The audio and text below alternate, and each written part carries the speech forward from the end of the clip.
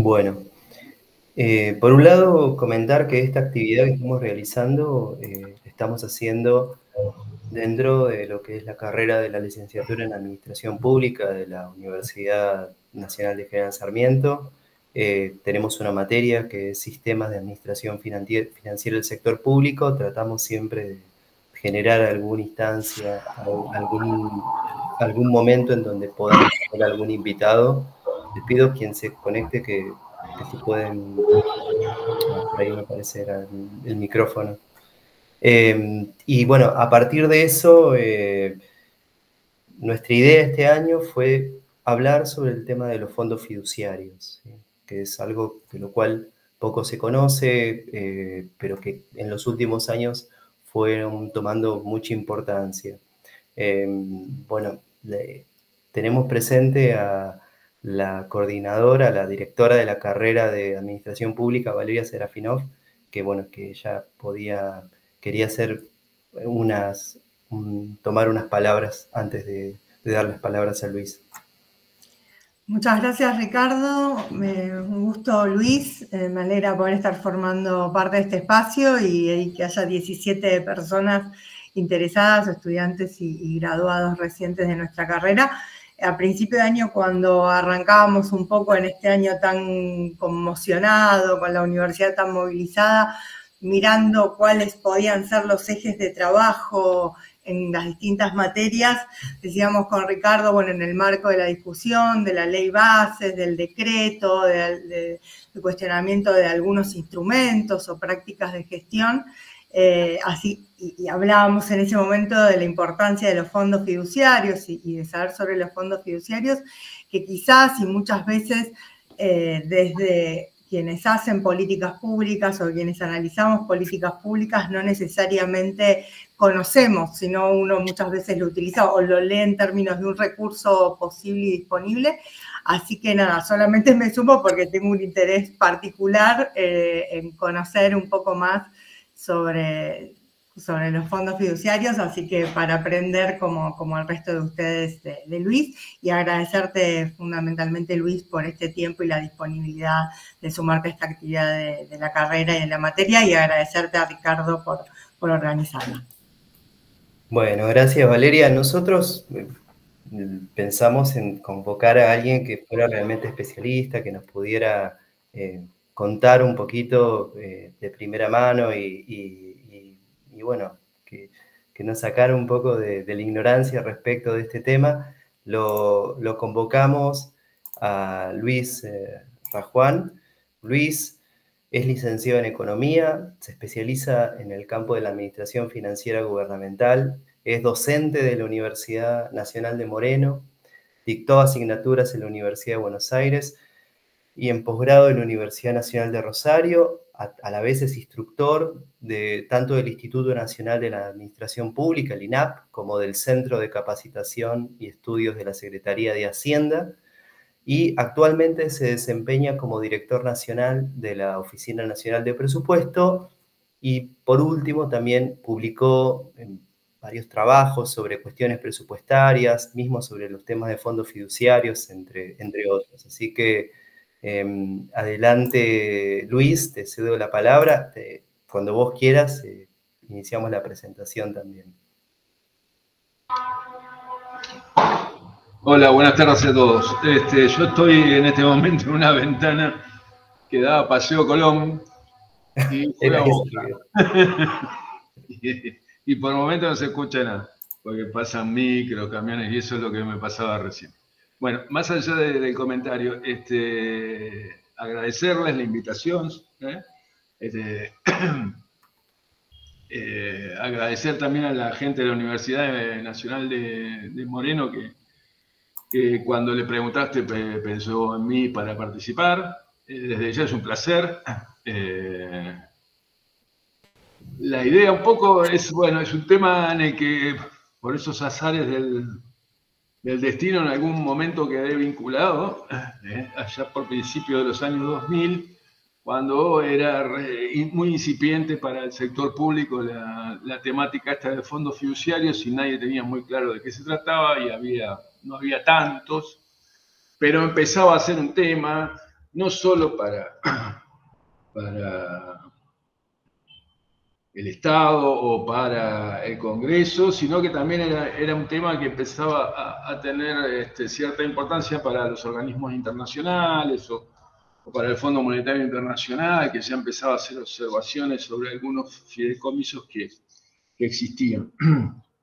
Y a partir de ahí, bueno, se empezó con cierta legislación y haciendo distintas modificaciones, tratar de armar alguna cosa con características legales que permitiera que los fondos fiduciarios estuvieran alcanzados por algunas normas y que puedan integrar, digamos, la información presupuestaria o cuasi presupuestaria del sector público nacional, que hasta previo al año 2001 eso no sucedía, sino que eran recursos y eran gastos que eran 100% extrapresupuestarios, o sea, no figuraban en ninguna consolidación presupuestaria de ningún tipo. Bueno, hecha esta aclaración, digamos, la idea un poco es abordar la temática yendo de lo general a lo particular, o sea, comentar un poco las características principales, digamos, cuáles son de qué son los fondos fiduciarios y los fideicomisos, y después ir acercándonos cada vez más al uso que el sector público le da o le ha dado en estos 20 años, 20 y pico de años, a los fondos fiduciarios. Entonces la idea es arrancar desde el vamos, digamos. Originalmente, digamos, el concepto de fideicomiso siempre fue un concepto que estuvo reglado en el Código Civil, en el Código Civil antiguo. Posteriormente tuvo una ley, que fue la 24441, que se llamaba Ley de Leasing y también fideicomisos, que fue la primera ley que le dio, digamos, un marco normativo un poco más detallado del que existía hasta esa época. Con la sanción del nuevo Código Civil y Comercial en el 2014, digamos, esa ley fue derogada y todo tipo de consideraciones legales y jurídicas respecto al contrato de fideicomiso, uno las va a encontrar en el Código Civil. No tiene que ir a otro lado. En el Código Civil está más o menos todo. Entonces, para arrancar, conceptualmente, hablamos de contrato de fideicomiso cuando una parte, a la que vamos a llamar fiduciante, cede el dominio de ciertos bienes, o cede la propiedad, cuando decimos dominio, es la propiedad, a otra persona que se llama fiduciario. Esa es básicamente la característica del contrato de fideicomiso. Hay un fiduciante que cede la propiedad de ciertos bienes a otra persona que se llama fiduciario. Son los dos polos del contrato. Este fiduciario se va a obligar a ejercer esa propiedad en beneficio de alguien que en el contrato se va a llamar beneficiario.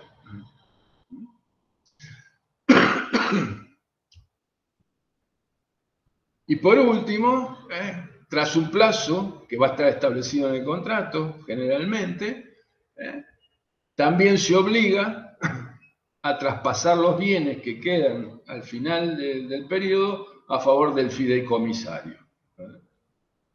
¿Qué puede ser el fideicomisario? Después lo podemos ver más en detalle. El fideicomisario puede haber sido el fiduciante, puede ser algún beneficiario, o podría ser una tercera persona que en principio no está en el contrato. Lo que nunca puede ser fideicomisario es el fiduciario, porque ahí habría como un conflicto de intereses, ¿no? El que administra, si es el mismo que se va a quedar con lo que queda, va a tratar de administrar para que quede mucho.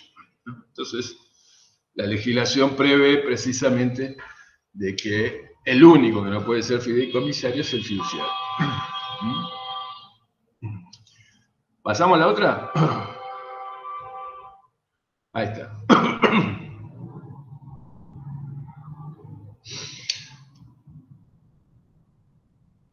A ver, yo le decía, es un traspaso de propiedad, es un traspaso de dominio.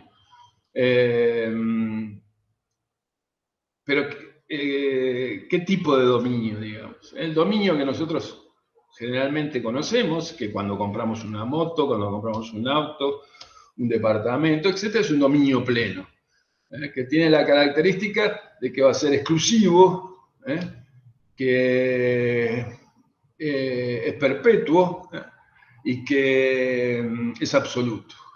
Tiene esas tres características. El dominio tradicional, el dominio que nosotros conocemos, tiene esas tres características. Exclusividad, perpetuidad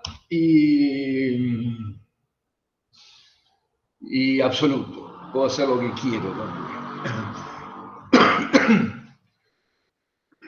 En el caso del dominio fiduciario, de lo que estamos hablando es de una característica específica que sería el caso de un dominio imperfecto, que cumple con la misma característica que el dominio pleno en el caso de la exclusividad, pero las otras dos son diferentes.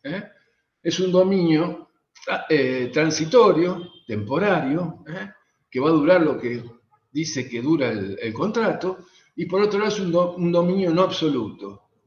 Solo se puede usar esa propiedad para cumplir con los objetivos que están fijados en el contrato.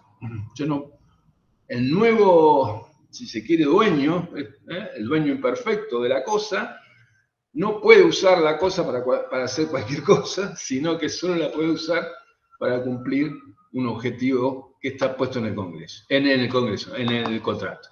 ¿Se entiende eso? Esa es la principal diferencia entre la propiedad plena de una cosa y la propiedad imperfecta de una cosa. Esta propiedad imperfecta de una cosa es temporal y no es absoluta. Esa es la gran diferencia. ¿Hasta ahí estamos?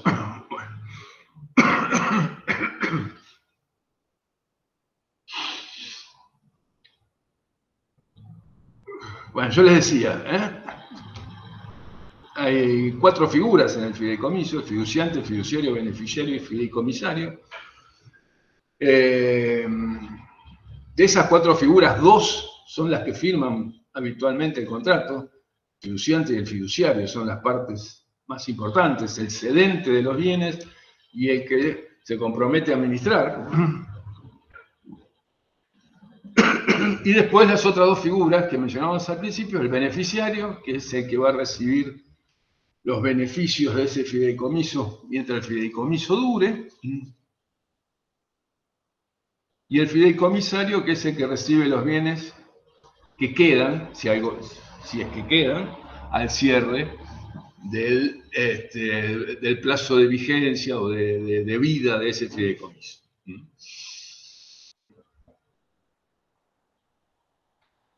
Brevemente, acá lo que les puse era, no quería tampoco abundar tanto, digamos, algunas características de estas personas que forman parte del fideicomiso, que la misma legislación dice. Hay otras características que la legislación dice, pero traté de introducir las que me resultaron más relevantes.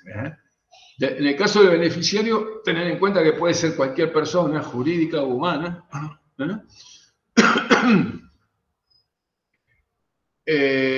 inclusive puede ser una persona que al momento de la firma del contrato no exista.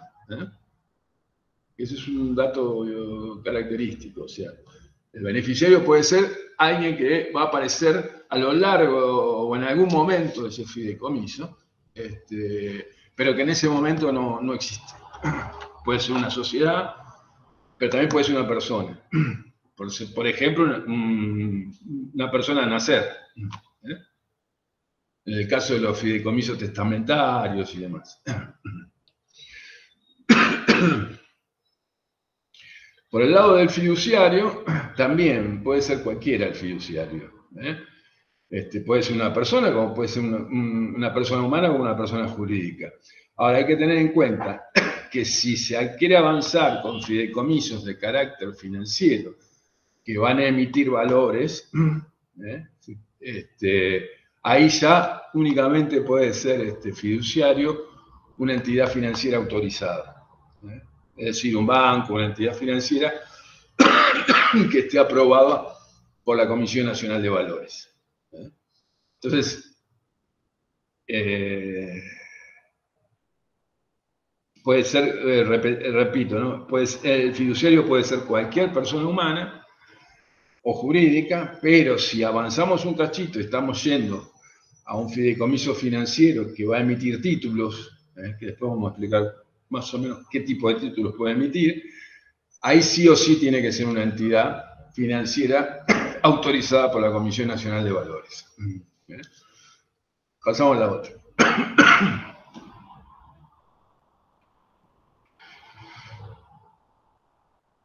Disculpen que tengo que frenar de vez en cuando porque estoy medio engripado y si acelero me quedo sin aire fácilmente.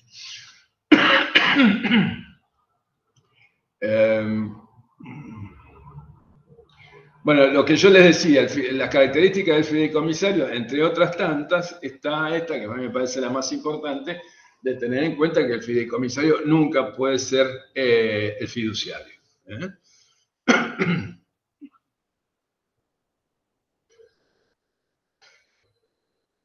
Pues ahí lo que tienen también es algunas características que tiene que tener el contrato.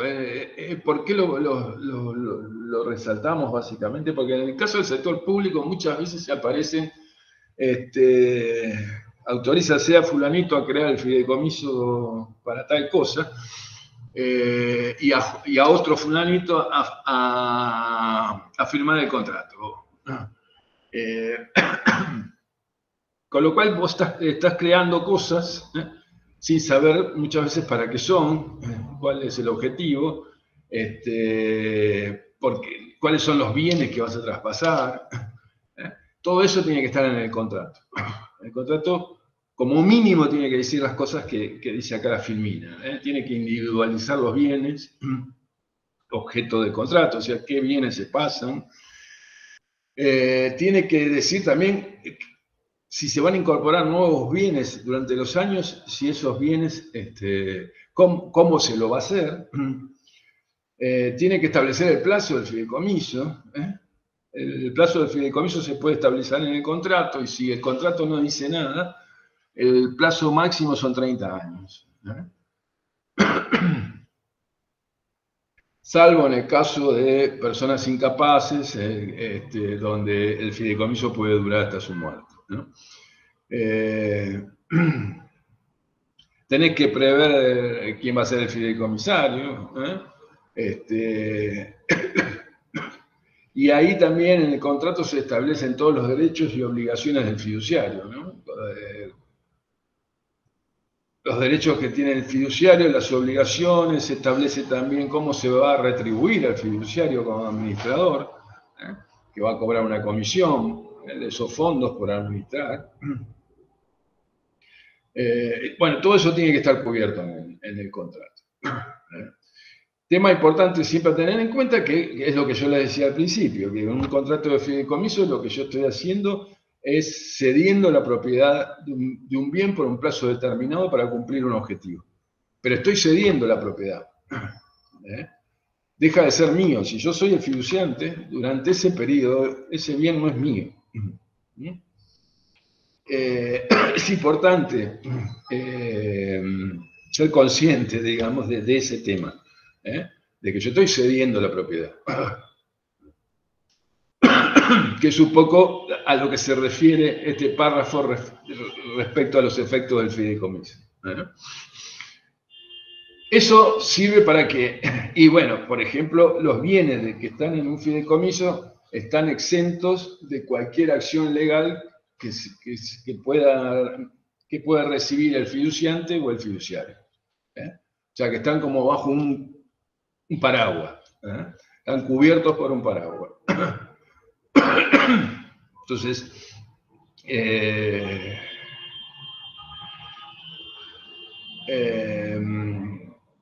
digamos, esos bienes están como a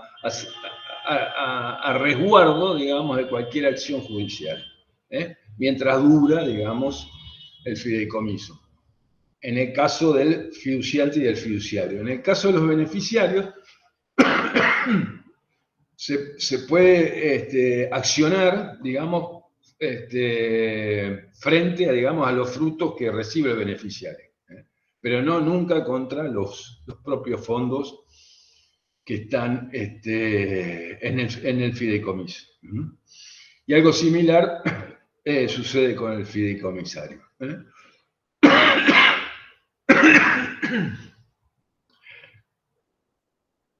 Es importante, yo remarco esto, porque muchas veces cuando estamos del lado del sector público nos olvidamos de este tipo de cosas.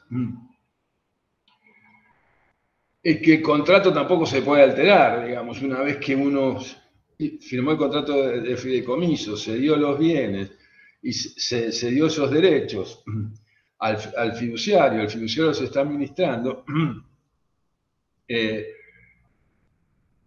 fiduciante y el fiduciario no pueden alterar el destino de los bienes, ni alterar la cantidad de beneficiarios sin acuerdo, sin previo acuerdo. En el caso del sector público es bastante importante porque suele pasar muy seguido de que los beneficiarios se cambian, o se modifican, o se le agregan beneficiarios. Entonces, es importante que esas cosas se hagan en acuerdo con los otros beneficiarios, porque los beneficiarios originales tienen derecho al pataleo, tienen derecho a recurrir a la justicia, si uno le mete nuevos beneficiarios sin que ellos estén de acuerdo. Porque sería como, a ver, yo tengo un fideicomiso con tanta plata para beneficiar a 10 personas, y de golpe meto 10 personas más y la plata sigue siendo la misma, o sea, los beneficiarios originales se verían perjudicados. Entonces es muy importante tratar de llegar a cierto acuerdo, no olvidarse de ese tema, que en el sector público se suele olvidar, y no dar pie después a que pueda haber reclamos por parte de los beneficiarios originales porque se alteró, digamos, el contrato durante la vigencia del fideicomiso. ¿Pasamos? Bueno, otra característica, digamos, cuando uno ve el tema fideicomisos va a encontrar fideicomisos de administración, básicamente, que son la gran mayoría, fideicomisos de garantía, que por lo general se arman fideicomisos para garantizar alguna operatoria, puede ser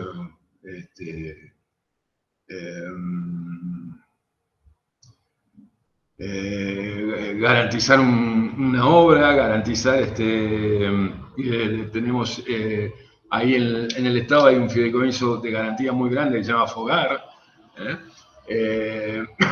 que financia, que garantiza los préstamos que las pymes pueden sacar en los bancos y para lo cual necesitan garantía. Entonces, el FOGAR actúa como un fideicomiso de garantía para que las pymes puedan acceder al endeudamiento. Y el tercero es el fideicomiso financiero. Entonces, un fideicomiso financiero básicamente es un fideicomiso como cualquier otro, pero que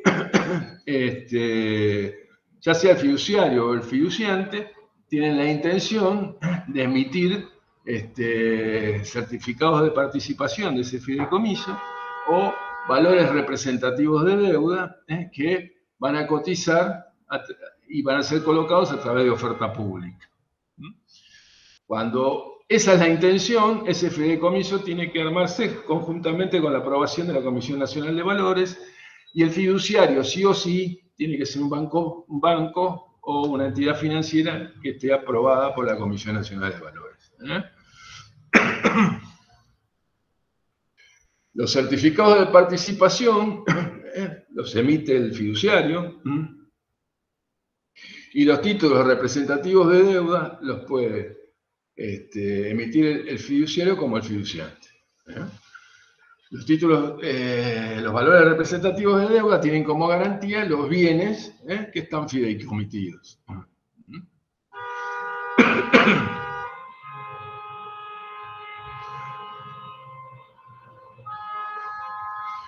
Bueno, lo demás no tiene mucha importancia. Los títulos pueden ser al portador o nominativos y pueden tener una cotización primaria y también secundaria. No tiene mayor importancia. Lo importante es tener en cuenta eso y decir, bueno, es un mecanismo de financiación de los fideicomisos que es muy importante. En una primera etapa, cuando apenas se había alargado el Procrear, el financiamiento del Procrear a través de certificados de valores representativos de deuda fue importante. De esa manera fue haciéndose de financiamiento para poder avanzar con los préstamos para la vivienda, ¿no? Bueno, seguimos. Bueno, hasta acá lo que hacer era un pantallazo pero muy veloz, digamos, de lo que son los conceptos generales de un fideicomiso. Sin adentrarnos a cada uno de los puntos, digamos, al que le interese el tema, digamos, está cubierto perfectamente en el Código Civil, todos los artículos que tienen que ver con el contrato de fideicomiso. Y está relativamente más detallado en el artículo ese que yo te pasé, Ricardo, que si a alguno les llega a interesar, se puede compartir. Bueno, dicho esto, pasamos un poco a adentrarnos en los fideicomisos públicos estatales. Un poco para ubicarnos, cuando hablamos de ubicarnos en el decir, bueno, ¿dónde están los fideicomisos? Cuando hablamos de fideicomisos públicos. Y un poco para ubicarnos, nosotros tenemos el sector público nacional, que sería el máximo nivel de agregación a nivel nacional. Esto se puede replicar tranquilamente en cada una de las provincias. Desde el punto de vista económico, a ese sector público nacional lo dividimos en financiero y no financiero. ¿Por qué lo dividimos?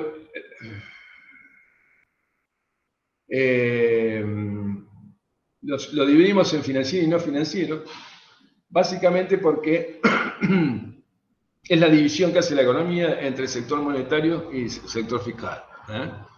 Entonces, bueno, el mundo de lo monetario, vayan a preguntarle al Banco Central. El mundo de lo fiscal, vengan acá no sé, a la Secretaría de Hacienda, que les puede dar los datos de qué cosas hay dentro de ese mundo fiscal, ¿no? Entonces, nos quedamos con el sector público nacional no financiero. Dentro del sector público nacional no financiero tenemos el componente más importante, que es la Administración Nacional. La Administración Nacional, ¿qué son? Bueno, ustedes han cursado, ya lo saben, digamos, como me engancho, pero evidentemente es un tema que ya han visto. Pero bueno, está la Administración Central y los organismos descentralizados. ¿Y eso qué es? Y eso es básicamente el presupuesto de la nación. A uno va al presupuesto nacional. ¿Qué tiene el presupuesto nacional adentro? El presupuesto de la Administración Central y de los organismos descentralizados. Por eso acá tienen una especie de corchete que ahí dice ley de presupuesto. Ahora, por fuera de la Administración Nacional se fueron incorporando algunos sectores. Originalmente, la ley de administración financiera, la 2456, solo preveía dos sectores dentro del sector público, la Administración Nacional y las empresas públicas. No daba lugar a que existiera otra cosa. Lo bien que hacía, pero bueno, la realidad se terminó imponiendo Y estas otras cosas fueron apareciendo. Y bueno, primero aparecieron los fondos fiduciarios y no tenían ningún grado de cobertura. Y la ley, no había muchas formas de agarrarlos para que cumplieran con algún aspecto de la ley de administración financiera. Y después aparecieron lo que se denominan otros entes, que son una cosa así medio engendro, que son casos como la FIP, el PAMI, el Instituto del Cine, etcétera, que por una legislación especial no integran el presupuesto, pero que si vos sacás la legislación serían organismos descentralizados, salvo el caso del PAMI, que es otra cosa. Tanto la FIP como el Instituto del Cine, etcétera, si los mirás bien, serían organismos descentralizados, como puede ser el INTA, el INTI, cualquiera de ellos. Pero bueno, nuestro tema son los fondos fiduciarios, así que volvemos a los fondos.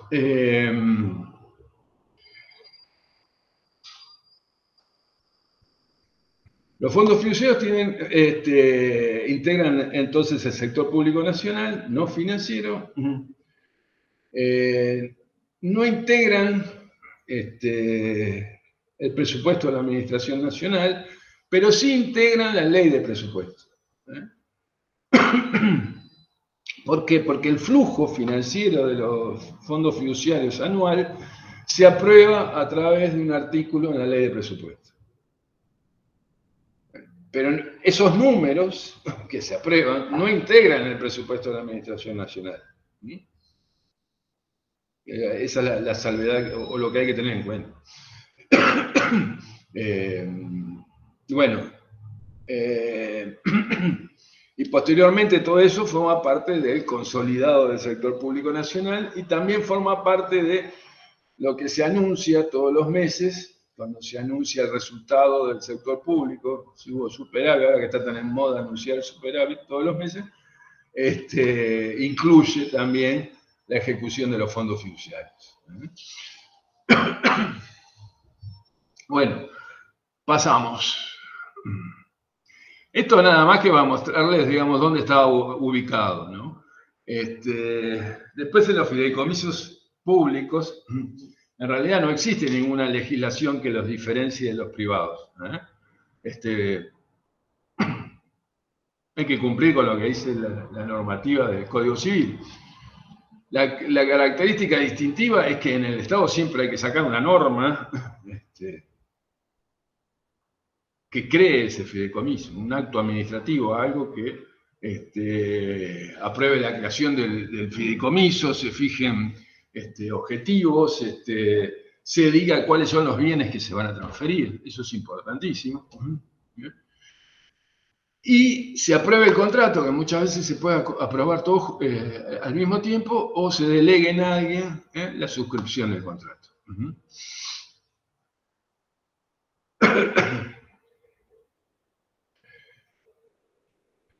Bueno, se supone, digamos, que otra de las características que debe cumplir un fideicomiso público es que trate de que la finalidad sea, digamos, cumplir con objetivos de interés público. Otra característica que hay en los fideicomisos públicos, que a veces en los privados no los hay, es que hay un consejo de administración, que se determinan por lo general en la misma norma que crea el fideicomiso. No todos tienen consejo de administración. Esos consejos de administración, por lo general, forman parte de la administración de un ministerio, etcétera, no forman parte del fideicomiso, sino que están por fuera del fideicomiso, pero ejercen ciertas funciones de conducción. Y la otra característica es que el fideicomisario generalmente es el Estado Nacional. Creo que no hay casos en que el beneficiario final de los bienes sea otro. Bueno, acá el tema es que resulta realmente complicado que cuando termine el fondo quede algo, ¿no? Por lo general, en el caso de los fideicomisos públicos, salvo honrosas excepciones, quedan más deudas que acreencias. Pasamos. Bueno, esto lo explicamos, pero era como verlo desde el lado del sector público. ¿Quién es el fiduciante en la parte del sector público? Bueno, generalmente es la Administración Nacional a través de alguna jurisdicción, o sea, un ministerio, o de un organismo descentralizado. Puede ser cualquier organismo descentralizado. Y también puede darse el caso, que son fideicomisos que tienen otras características y otro tratamiento desde el punto de vista presupuestario, que alguna empresa pública genere o cree un fideicomiso para terminar una obra importante, como pudo haber sido el caso de la extensión de vida de la central embalse, de la Comisión de Nucleoeléctrica Argentina, o sea, de la central nuclear.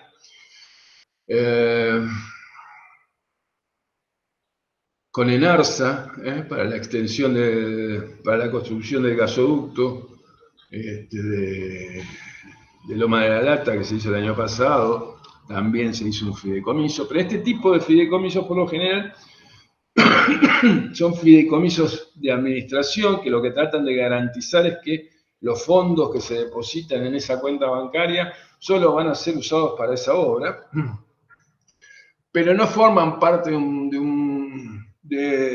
una caja paralela a la empresa o de un patrimonio separado de la empresa que se administra por fuera, sino que forma parte de la propia mecánica de la empresa.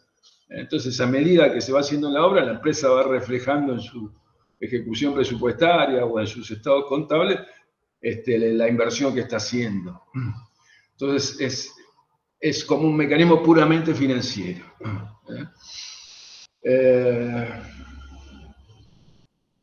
Fiduciario, en el caso del Estado, por lo general es un banco público. Básicamente el Vice y el Banco Nación.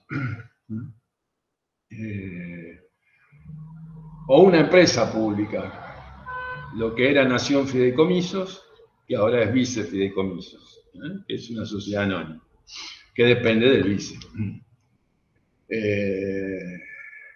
Pero puede existir algún caso extraño donde el fiduciario no sea un banco y no sea del sector público. Hay un caso extraño que es el FONCAP. El FONCAP es el Fondo de Capital Social. El fiduciario del FONCAP es una sociedad anónima creada ad hoc para eso, que se llama FONCAP Sociedad Anónima, y ese es el fiduciario, y no es un banco. Y tampoco forma parte del sector público, porque se creó con una figura que tiene el 51% de las acciones de esa sociedad anónima, el sector privado. Es un caso raro, bastante raro. Bueno, y beneficiario puede ser cualquiera, puede ser el propio sector público, cualquier organismo del sector público, puede ser provincial, municipal, y también puede ser el sector privado. Desde ese punto de vista no hay límite. Y fideicomisario, por lo general, el que fue fiduciante. Por lo general es el mismo. Bueno, pasamos a la otra. Esto es solamente un ejemplo de cómo se presenta la información. Cuando ustedes van al presupuesto, van a encontrar que hay un par de planillas anexas que aprueban lo que se llama el flujo de usos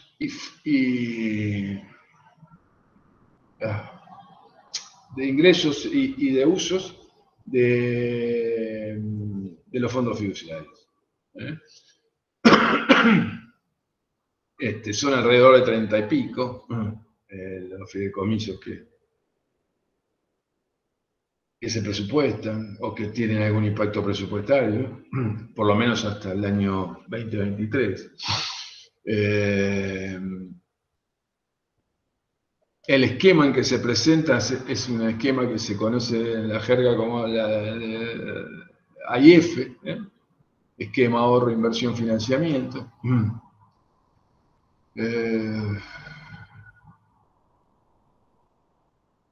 Acá está cortado solo hasta el resultado financiero, no se puede ver lo que se denomina abajo de la línea.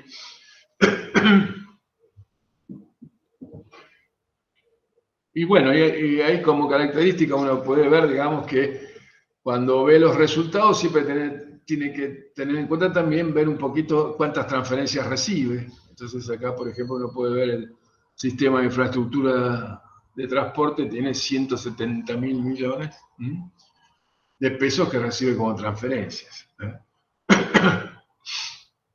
El sistema de infraestructura de transporte es básicamente el sistema a través del cual se pagan los subsidios a los colectivos, ¿no? Que recibe una parte a través de un impuesto, que es esta parte de ingresos tributarios, 220.000 millones, y otra parte a través de transferencias. De cualquier manera, estas cosas es más importante ver la ejecución que ver la parte presupuestada, sobre todo por el proceso inflacionario que estamos viviendo, que hemos vivido en los últimos años, que desvirtúa mucho, digamos, el presupuesto original de lo que termina pasando durante el año. Pero bueno, era solo mostrarle como ejemplos cómo se presenta la información. Podemos pasar, sí.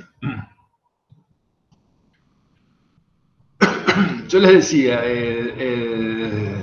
la figura del fideicomiso aparece con cierta fuerza durante los años 90, con dos fondos fiduciarios que se crearon a principios de los 90 por diferentes motivos. Era un fondo fiduciario que armó la Secretaría de Hacienda con el Banco de Inversión y Comercio Exterior, con el BICE, en el cual se le cedió al BICE la propiedad de un montón de acreencias que tenía la Secretaría de Hacienda con otros países del mundo, que eran medio incobrables. Y le dice al BICE, bueno, yo te paso todo esto, si vos cobrás algo, administralo y lo usalo para prestarle a las pymes. Gran parte, digamos, de eso estaba vinculado a los préstamos que había hecho Perón bajo el periodo en que era ministro de Economía Helder a Cuba.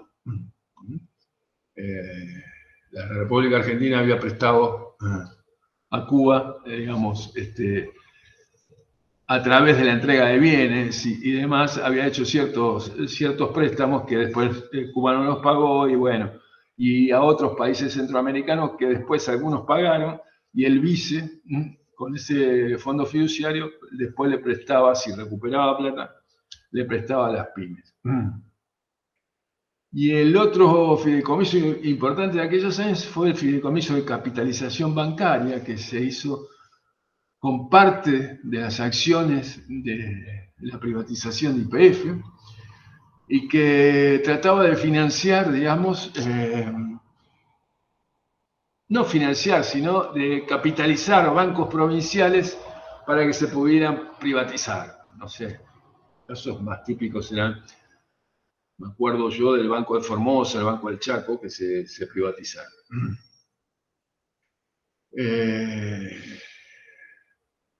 Alguno de esos fondos después terminó derivando en lo que hoy es el Fondo de Desarrollo Provincial.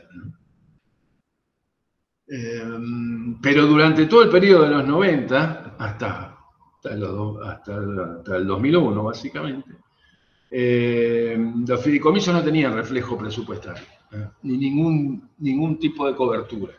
Estaban totalmente por fuera. Cuando viene la crisis del 2001, durante el 2001, había una operatoria que ahora no existe, pero en aquel momento sí, que era muy importante, que era la garantía de coparticipación de impuestos a las provincias. Había un piso de garantía que había que cubrir sí o sí.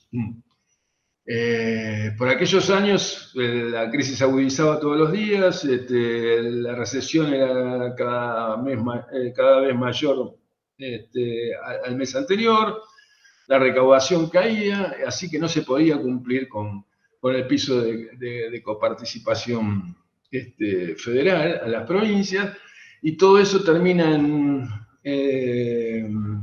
con la emisión de cuasimonedas, y el pago, digamos, de la garantía de coparticipación por parte de la Nación a las provincias termina estando en cabeza del Fondo Fiduciario de Desarrollo Provincial. ¿A través de qué? A través del Fondo Fiduciario de Desarrollo Provincial va a ser el emisor de la cuasimoneda nacional que se llamaba LECOP. Y con esas LECOP pagaba la garantía de coparticipación a las provincias. Ese va a ser el primer fondo que va a empezar a generar ruido, porque yo ya a través de un fondo fiduciario estoy pagando coparticipación federal de impuestos a las provincias. Fuerte. Y no lo estoy reflejando en ningún lado. Y bueno, ¿eso qué va a pasar? Lo va a ver el Fondo Monetario y va a decir, muchachos, esto me lo tienen que poner adentro de los números presupuestarios. Si no, no podemos seguir negociando. Bueno, y bueno, a partir de ahí es que aparece por primera vez los fondos fiduciarios en el presupuesto. Había una ley, pero que no se estaba cumpliendo, porque era del 99, era reciente, que era la ley de solvencia fiscal, que es esta que está acá, que estamos viendo acá, que decía que la ley de presupuesto incluirá los flujos financieros que se originen por la constitución y uso de los fondos fiduciarios. Esa fue la que dio pie. Y posteriormente, en el 2001, va a ser el primer año que se incluyen los fondos fiduciarios en una planilla anexa al presupuesto. A esa ley, la 25.156 de solvencia fiscal, después se le va a sumar la ley de responsabilidad fiscal con las provincias, que también pedía que todos, no solo la nación, sino también las provincias, incluyeran dentro de sus presupuestos información respecto a los fondos fiduciarios. Esas son como las dos leyes que van a dar el puntapié inicial. Pero digamos, a partir del 2001, los fondos fiduciarios empiezan a consolidar y empiezan a formar parte de los números del sector público nacional. Pasalo. Estaba pasando yo. Por eso no pasaba. Y a partir de todos esos años, corriendo un poco atrás de los hechos, se empiezan a agregar ciertas normas, como el artículo 5 de la 25.156, que al principio no lo decía, pero después se modificó por alguna otra ley, que toda creación de fondo fiduciario tiene que estar hecha por ley. Que un poco era la intención era frenar un poco el crecimiento que se venía dando en esos años de los fondos fiduciarios. Y además ponerle algo, un piso, algo, porque había fideicomisos creados por resolución de secretario, por resolución de ministro, o sea, no había ninguna modalidad mínima establecida de, bueno, ¿quién puede crear un fideicomiso? Pasamos, sí.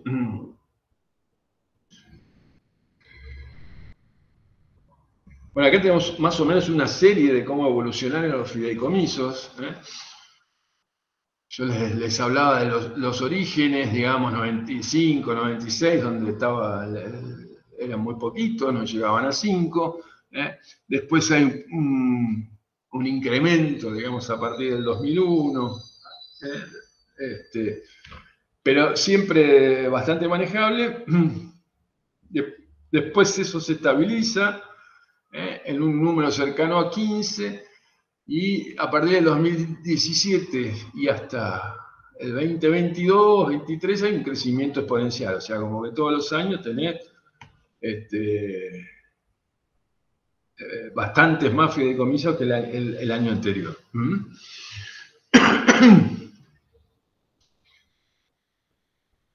Y 2001, digamos, es el año donde a partir del cual se empieza a incorporar a la ley de presupuesto. Pasamos nomás.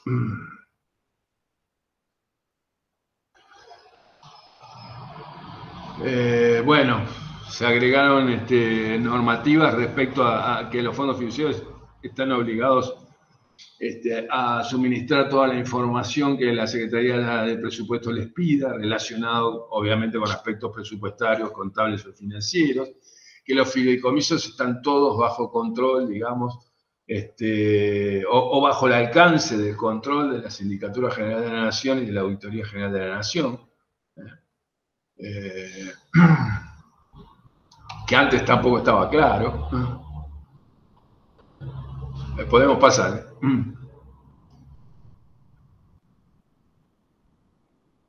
Se establece el régimen de modificaciones presupuestarias. O sea, uno aprueba el flujo en la ley de presupuesto, pero después durante el año se establece un régimen de modificaciones presupuestarias que los fideicomisos deben cumplir. Esas modificaciones presupuestarias las mandan, si no hay ninguna observación por parte de la Oficina Nacional de Presupuesto, a los 15 días quedan vigentes. Pasamos.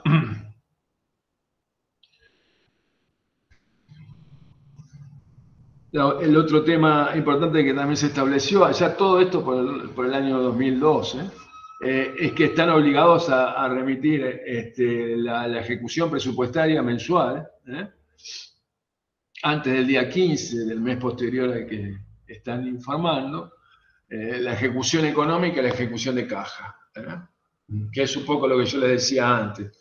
Esa información mensual de los fondos fiduciarios se procesa, se consolida y es la que forma parte del resultado fiscal mensual que el gobierno anuncia todos los meses. Y obviamente también tienen la obligación de remitir a la Contaduría General de la Nación toda la información que la Contaduría les pida respecto a la información que tienen que presentar en la cuenta de inversión del ejercicio. Pasamos nomás. Un aspecto importante también que se trató de cubrir en aquellos años es establecer de que los fondos fiduciarios no podían tener personal a cargo. Básicamente, ¿por qué? Porque, bueno, uno entiende que si yo estoy contratando a un fiduciario para que administre algo, el que tiene que tener personal es el fiduciario, ¿no? Si no, tengo dos estructuras paralelas para hacer lo mismo. No obstante, hay algunos fideicomisos que fueron creados por ley con una estructura como el fideicomiso de infraestructura regional, que fue creado por ley, y ese fideicomiso tiene una estructura de funcionamiento, tiene una estructura de administración que administra el fideicomiso. No administra, porque el que administra el fideicomiso es el fiduciario, que es el banco, pero que en cierta forma está vinculado con la gestión de ese fideicomiso. Otro caso similar puede ser el del FONCAP, que yo le decía que está esta empresa medio híbrida, que tiene personal, aunque el personal depende de la empresa y no depende, digamos, del fondo fiduciario. Y salvo esos casos raros, el resto no tiene personal. Pasamos. Bueno, acá hay un listado nada más que para el que le interese, de los fideicomisos que por lo general son los que se consolidan o lo que nosotros decimos consolidan, o sea, que forman parte del sector público nacional y donde se puede encontrar algún tipo de dato, etc. Pero no nos vamos a detener en ninguno de ellos. Pasamos. Bueno. Llegado acá, digamos, lo que nosotros hemos visto a lo largo del tiempo, desde aquellos primeros años 2000 a 2023 o 2022, es un crecimiento muy importante de los fideicomisos que están financiados principalmente por aportes del Tesoro o transferencias del Tesoro o transferencias presupuestarias y algún nivel de impuesto o recaudación tributaria, en detrimento de los fideicomisos que fueron creados o fueron financiados a través de el traspaso como propiedad fiduciaria de activos financieros, créditos, acciones,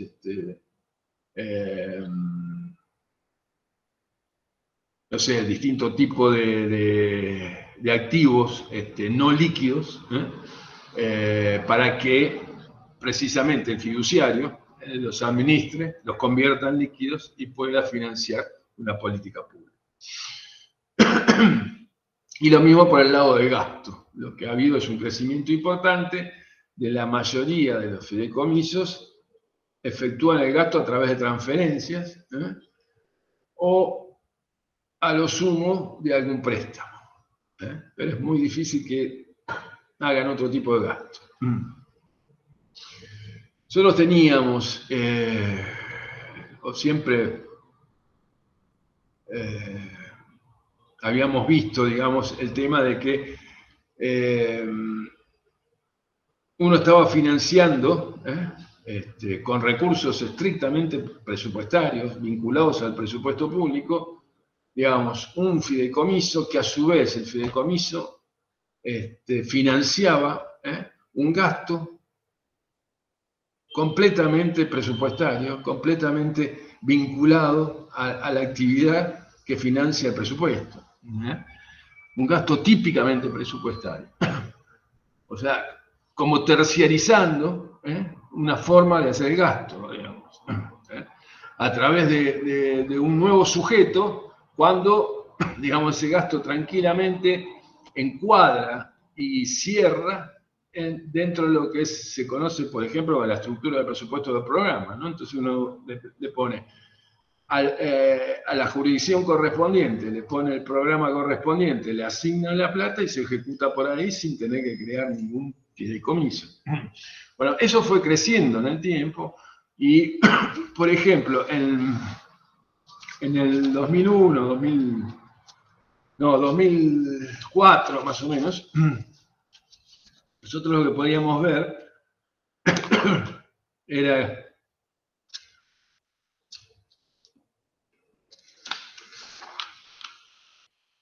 que aproximadamente un 0,7% del PBI era el movimiento que tenían los fideicomisos, ya por el año 2005.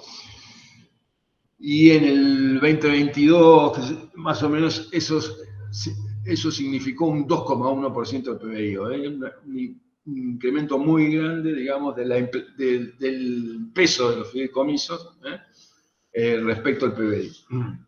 Y de ese peso, nosotros podemos observar que originariamente alrededor del 20% eran transferencias presupuestarias, 50% eran impuestos y el resto eran otros activos de menor liquidez.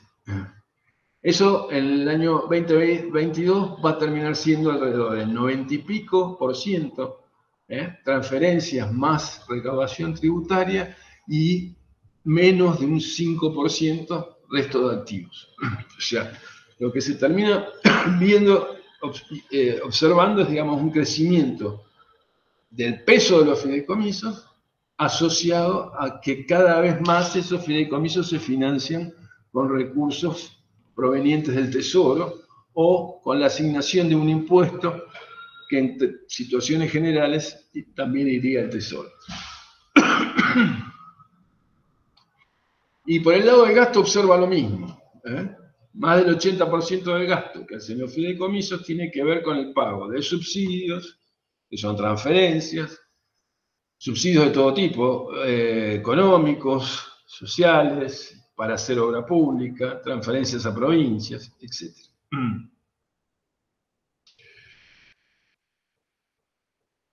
Por otro lado, lo que también se observa un crecimiento, sobre todo esto en los últimos años, 2020, 2021, ya veníamos de la gestión anterior, pero siguió creciendo, 2020, 2021, 2022, 2023, es del superávit financiero de los fondos fiduciarios. ¿Qué quiere decir que los fondos fiduciarios tienen superávit financiero? Bueno, que tienen más ingresos que gastos. ¿Y cómo se produce ese superávit financiero? ¿Cómo se origina ese superávit financiero? Y ese superávit financiero se origina básicamente por transferencias del Tesoro. Cuando uno lo desagrega, va a encontrar que lo que explica el 80% de ese superávit financiero son transferencias del Tesoro. Para que se den una idea, en el año 21 y también en el 22, el superávit de los fondos fiduciarios fue aproximadamente 1,4% del PBI. Al mismo tiempo, el sector público tenía déficit, o tiene déficit, o sea que ese 1,4 no llegaba a compensar todo el déficit que tenía el sector público nacional, que era más de 2 puntos. Pero no solo eso, el que es terriblemente deficitario y tiene un montón de déficit es precisamente el Tesoro. Entonces, otra cosa que se ve, o que se pudo observar durante estos años, es que precisamente el Tesoro, que es completamente deficitario, para cubrir sus gastos, se endeuda. Se endeuda en el mercado si se puede, si no se puede en el mercado, se endeudaba con el Banco Central. Y al mismo tiempo financiaba a estos fondos fiduciarios que al final del ciclo tenían superávit. ¿Y qué pasaba con ese superávit? ¿Quién lo usaba? Lo terminaba usando el Tesoro para financiarse. ¿Se entiende? Digamos. El Tesoro le pasaba plata a los fideicomisos les sobraba esa plata porque no la usaban, y el fideicomiso después compraba letras del Tesoro, y el Tesoro se financiaba con esas letras. Con la operación esta, que es medio kafkiana, lo único que terminaba generando era que el Tesoro, por su propia plata, terminaba pagando intereses con un costo financiero implícito. Entonces ahí había todo un mecanismo bastante medio perverso. Perverso, no pensando mal, perverso, digamos, que se había establecido todo un mecanismo a través del cual después no terminaba quedando otra posibilidad, porque el Tesoro no era completamente deficitario, o sea que no le quedaba otra posibilidad que ir a pedirle prestado a los fondos fiduciarios. No estoy diciendo que se haya armado para hacer eso, digamos, eso fue como consecuencia de algo que sucedía. Entonces el Estado tenía que recurrir al endeudamiento con los fondos fiduciarios, sí o sí.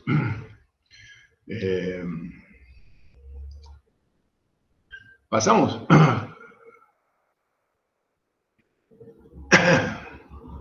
Entonces, como concepto siempre del inicio de que aparecieron los fondos fiduciarios, siempre más o menos tuve en la cabeza que la herramienta fiduciaria, la herramienta de los fondos fiduciarios es una herramienta súper útil y súper potente, sobre todo para encarar ciertas situaciones donde hay que garantizar o una obra o el Estado es dueño de activos de baja liquidez, de los cuales no tiene expertise para transformarlos en algo líquido, y para eso crea un fideicomiso con una institución financiera que tiene la expertise para hacer eso, y a través de eso consigue fondos para financiar una política pública.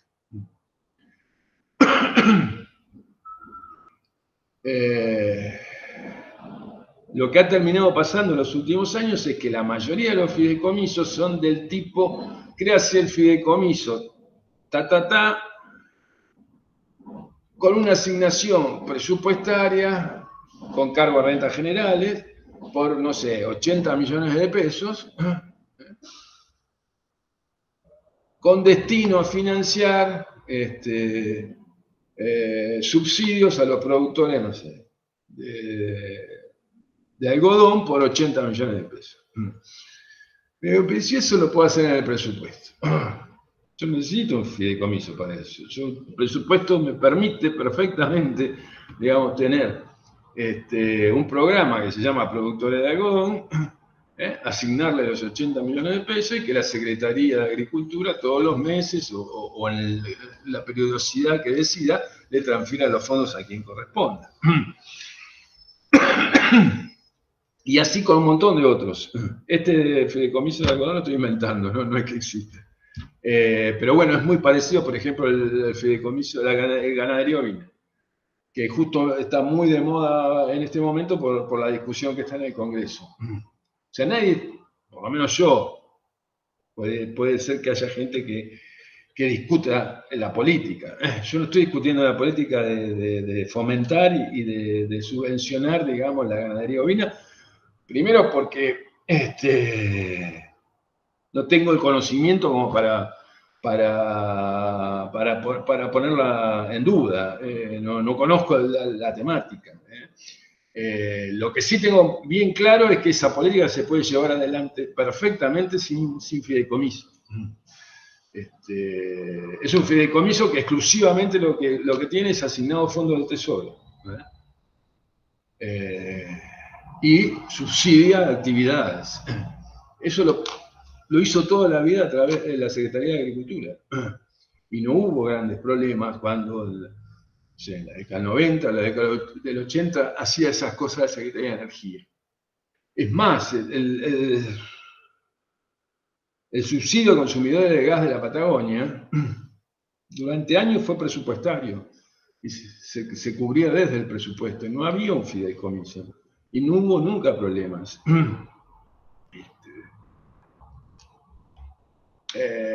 Hay montones de ejemplos. Obviamente que hay fideicomisos que están bien y no hay otra manera que sigan siendo fideicomisos, qué sé yo, sí. Fideicomiso de garantía como el FOGAR, y bueno, sí, y hay otros que habría que verlos en detalle, pero digamos, en un gran número son fideicomisos que tienen asignaciones presupuestarias o un impuesto que se creó para eso. Lo cual también desde el punto de vista de la materia que nosotros estudiamos es medio una aberración, porque la recaudación tiene que ir al Tesoro, porque si no después termina lo que uno quiere lograr termina siendo la inversa, o sea, se produce un factor de lobby a través de algún sector de la política pública o algún sector de la política que logra conseguir los recursos para garantizar una política a través, digamos, de un fideicomiso. Eso que se logró, por lo general, termina debilitando al Tesoro. Con el paso del tiempo, a mediano plazo, ese Tesoro debilitado provoca que la situación se haga más endeble para el financiamiento público, y esa política que se quería llevar adelante ya no alcanza con eso que se le quiso garantizar. Y además de, bueno, todo lo que uno ha visto de unicidad de caja, los principios presupuestarios, ¿no? Básicamente. Unicidad de caja, universalidad del presupuesto, etcétera, que se violan completamente. Bueno, me parece que me extendí un poco.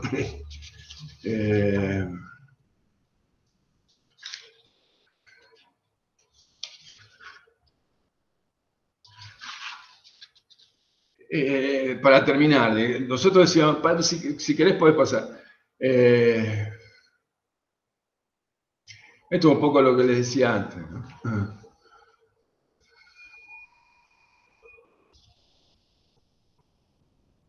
Esto es más o menos la conclusión. Decía, ¿por qué sucede esto? Básicamente, hay como dos grandes motivos. Uno, yo lo denomino el premio a la fuga. Es como que vos tenés un premio por fugarte del presupuesto, por lo menos al principio. Te garantizás cierto financiamiento, te garantizás salirte, digamos, de la regla de juego general. Por lo general, cuando vienen momentos de ajuste, ese ajuste por lo general pega primero a los que tienen la norma general. Se van afectados más rápido los que están dentro de la norma general. Y el que está por fuera es como que le pega menos.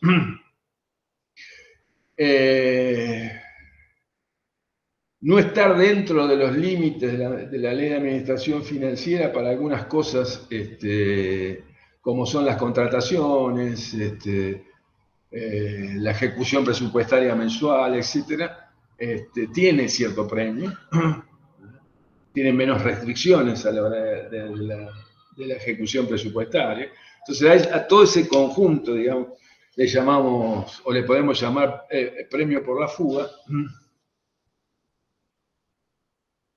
Y el otro factor es la restricción presupuestaria. Cuanto más fuerte es la restricción presupuestaria, más grande, digamos, es la presión para lograr garantizarse un financiamiento por fuera del despelote, digamos. O sea, bueno, a mí no me importa si hay problemas financieros, fiscales, etcétera, que se arreglen. Yo me salgo y yo garantizo mi quincho.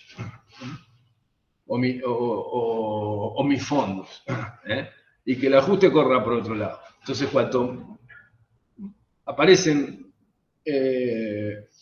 periodos, digamos, de restricción presupuestaria fuerte, suelen aparecer con más fuerza, digamos, estos casos. Cuando ustedes van a ver que en la serie esa que habíamos de fideicomiso, después del 2001 hay un repingo, y empiezan a crecer los fondos fiduciarios. Y eso tenía que ver con que había muy poca plata, digamos, y había pocas posibilidades de financiamiento y había así, digamos, una puja muy grande por salirse del presupuesto. Lo mismo pasó con organismos, como yo les decía antes, la FIP o el COSO, que se salieron del presupuesto. Que integraban el presupuesto y salieron del presupuesto. ¿Precisamente para qué? Para tratar de escaparle a la restricción presupuestaria. Bueno, hasta ahí llego, más o menos. Espero no haber sido muy plomo. Y bueno, cualquier consulta, cualquier pregunta, estamos para eso. Muchísimas gracias, Luis. Muy buena la presentación, pese a la situación esta de la tos y todo eso, que no molestó para nada. Fue muy clara la presentación. Y aparte lo que quiero rescatar... Parecía que estaba corriendo una maratón. Sí. Ahora te dejamos de respirar un poco. Lo que me pareció muy interesante de la presentación, primero es que fuimos de menos a más, que partimos de los conceptos básicos para llegar a lo que efectivamente queríamos, que era conocer un poco la situación de la administración pública nacional y de los fondos fiduciarios. Y lo segundo es también esta cuestión de poder ejemplificar, contar un poco la historia, que nosotros tengamos ese conocimiento de primera mano por alguien que participó, que está en la gestión, que conoce también y que tiene alma de docente, explicarnos cuestiones que muchas de estas cuestiones desconocíamos. Y la verdad es que en ese sentido, súper agradecidos. En ese sentido, sí, la idea es brindar ahí la posibilidad de que puedan hacer sus preguntas. Ahí había levantado a alguien la mano, me parece que Zoraida en un momento.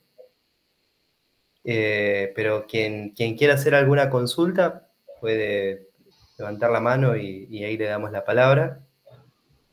Y si no, yo tengo preguntas. A ver. Valeria. Yo, si no estaba Zoraida, pregunto ahí algunas cositas. Muchísimas gracias. Yo quería preguntar, digo, no soy economista, más desde el análisis de políticas públicas me ha pasado de encontrarme con fondos fiduciarios que al momento de evaluar el impacto de una política me dificultaban la posibilidad de hacer un seguimiento de la información presupuestaria, ¿no?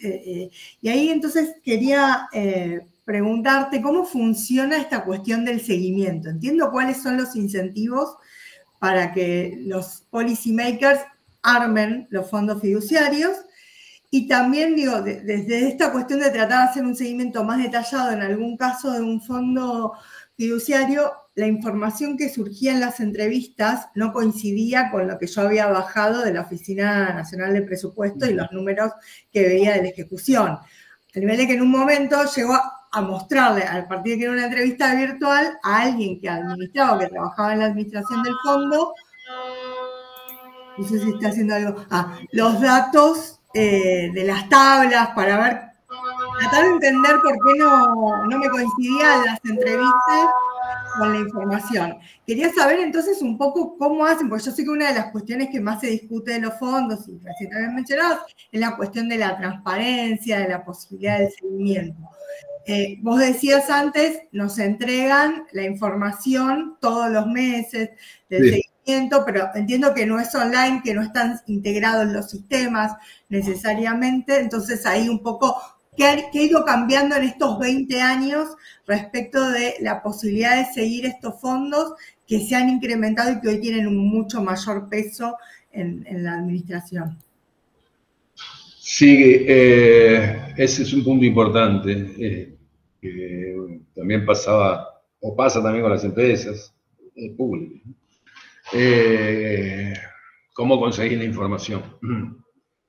En el caso de los fondos fiduciarios, encima es más complejo, porque como que hay dos actores. Está el fiduciario, que te cumple. El fiduciario suele cumplir, el banco te suele cumplir, tanto sea el Vice, Nación o Nación Fideicomisos, son de cumplir con la norma. Si vos le ponés la norma, ese tal día me tenés que mandar, tratan de cumplir. Pero es verdad que el punto de vista que tiene el fiduciario de la información que está procesando no es el de que hace la política pública. Y el que hace la política pública, que depende de un ministerio o una secretaría, puede ser agricultura, energía, lo que sea,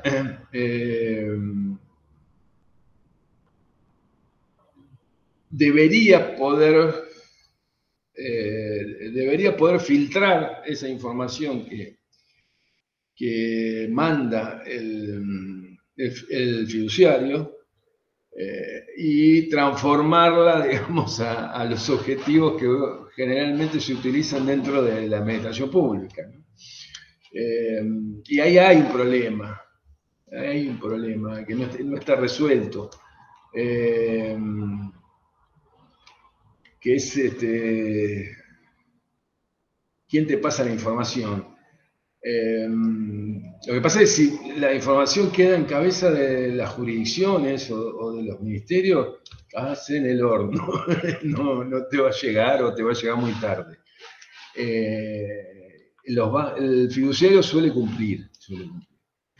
En estos 20 años, ¿qué pasó? Y bueno, pasamos del papel al mail, y después logramos hacer un sistemita que se llama CIFEP, Sistema de Información Financiera de Empresas Públicas, pero que incluye a los fondos fiduciarios. El CIFEP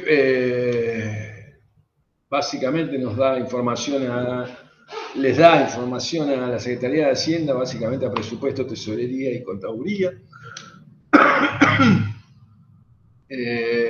Ahí ellos pueden cargar mensualmente la información y también cargan ahí la información anual, que tiene otro carácter, tiene otra seriedad, digamos, porque ya ya está ejecutado, ya está cerrado el ejercicio, etc. Y también pueden mandar otro tipo de información que necesiten comunicar, y también en el caso de las empresas, que no corren para los fondos, pero para las empresas también formulan su presupuesto a través del CIFEP, de este sistema.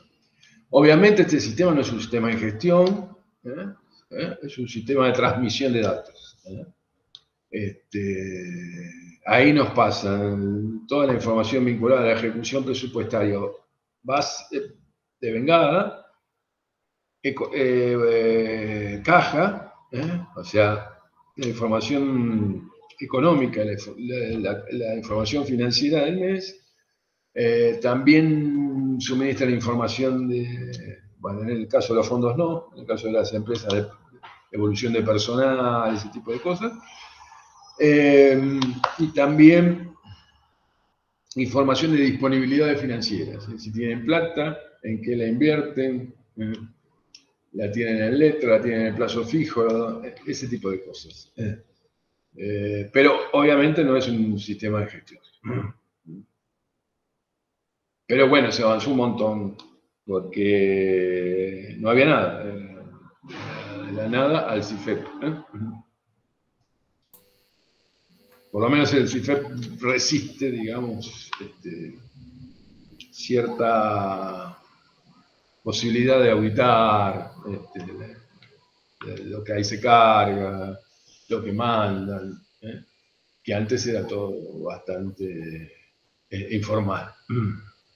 Gracias. ¿Puedo sumar una, Ricardo, antes de que te quería preguntar también si en otros países de la región hay instrumentos similares a los fondos fiduciarios, si tenés conocimiento de eso, si es una medida que ha ido creciendo, incrementándose en otros contextos?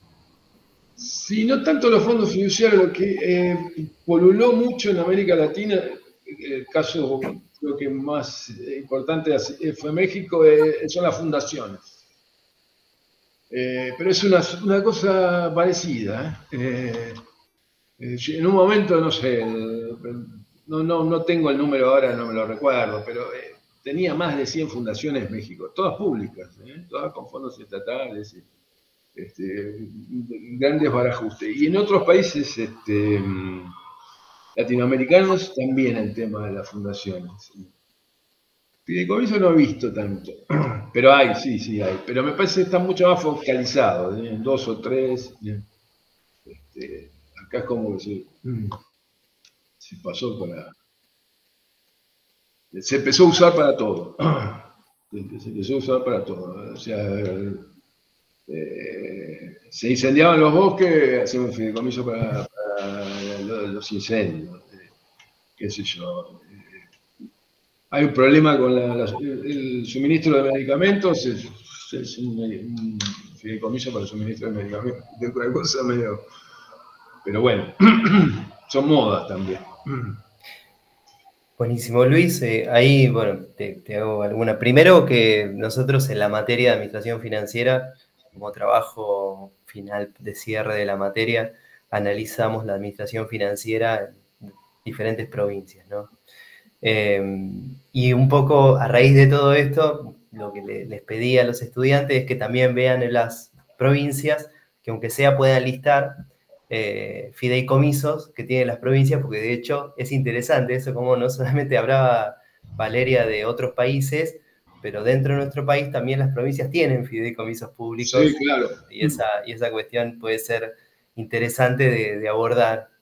Yo te quería hacer ahí una consulta porque quedó muy claro, me parece, para qué casos no tendría mucho sentido armar fideicomisos públicos, pero me gustaría que quede por ahí, que desde tu visión, que nos puedas comentar en qué casos sí puede ser muy virtuoso que existan fideicomisos públicos, no necesariamente diciendo, bueno, este sí, este no, de los que existen ahora, sino en qué casos realmente pueden ser muy virtuosos teniendo en cuenta todas las limitaciones que implican en términos de administración financiera, ¿no? O sea, esto que habías hablado de que cuando se tiene aportes del Tesoro, eso limita en términos de unicidad de caja, de unidad de presupuesto, ¿no?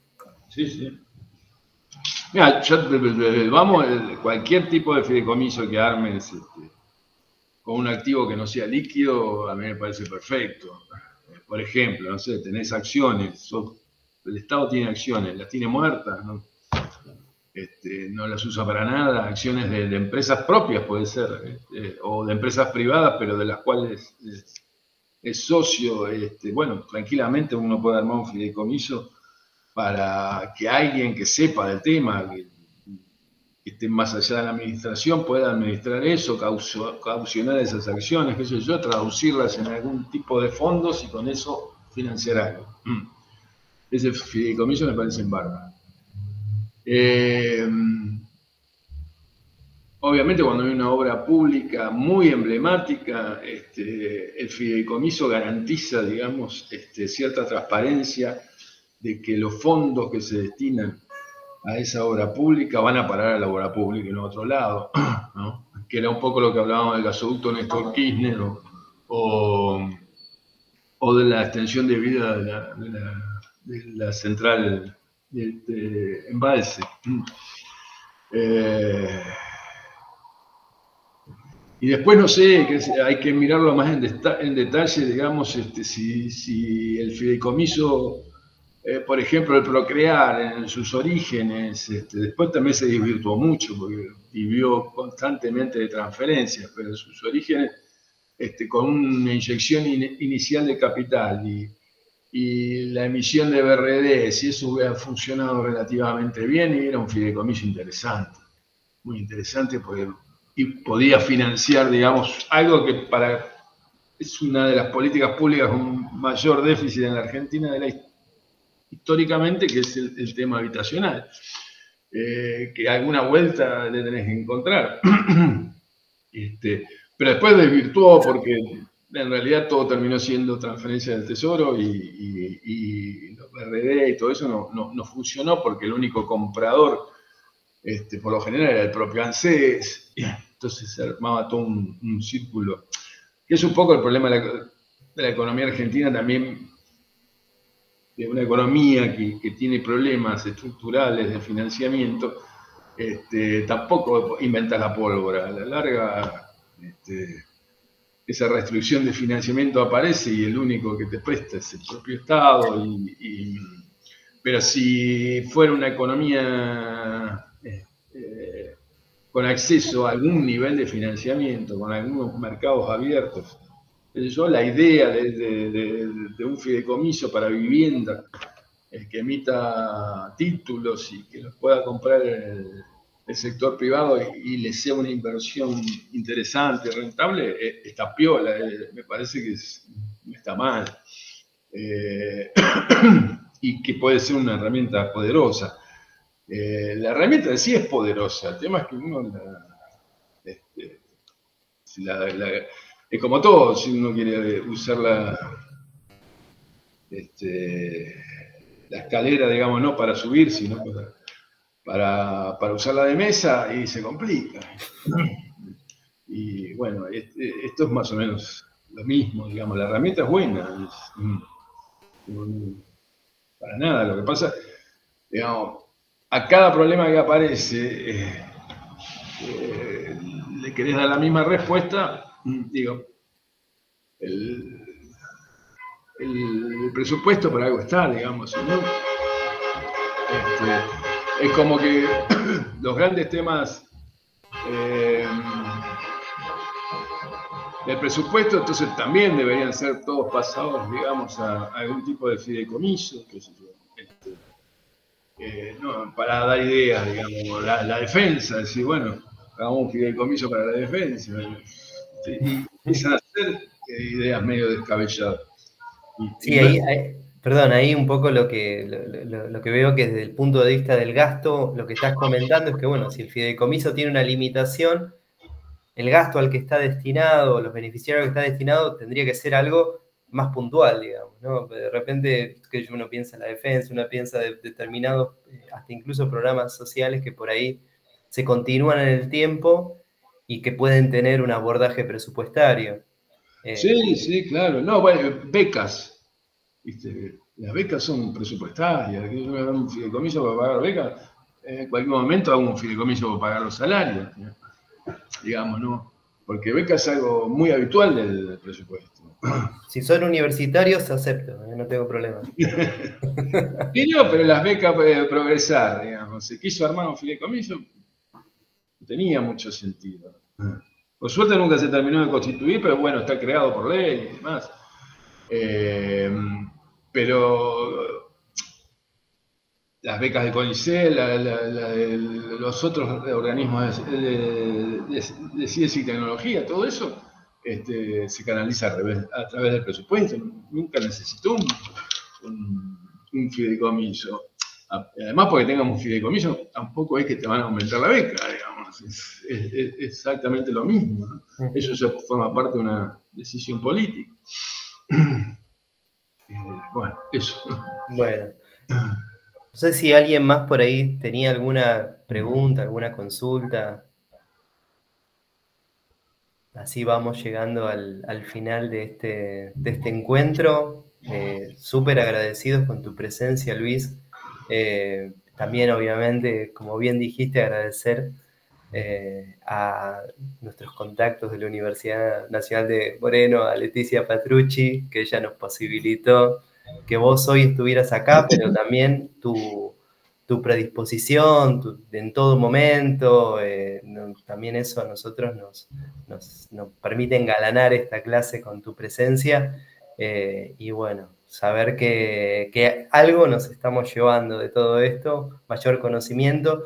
Yo ahí dejé mi correo electrónico, si por ahí quieren tener tanto el trabajo de Luis como alguna otra información o documentos sobre fondos fiduciarios, me pueden escribir y bueno, ahí les puedo facilitar. Así que bueno, agradecerte Luis, agradecerte Valeria también por la presencia ahí, y a todos y a todas los que estuvieron acá asistiendo. Y bueno, si les parece, vamos dando por finalizado el encuentro hoy, ¿sí? Sí, sí, sí, sí, sí. No, gracias a ustedes nuevamente. Me hubiera gustado estar mucho más pila de lo que estoy, pero no, al contrario, yo hago todas estas cosas que se puedan divulgar y que tengan que ver con la administración financiera y demás, de todo corazón. Eso pueden contar conmigo para lo que necesiten en la medida de mis posibilidades. Y de otra manera, un gusto conocerlos además, y agradecerles ahí a la universidad también el espacio. Bueno, muchas gracias. Ahí voy deteniendo la grabación y nos estamos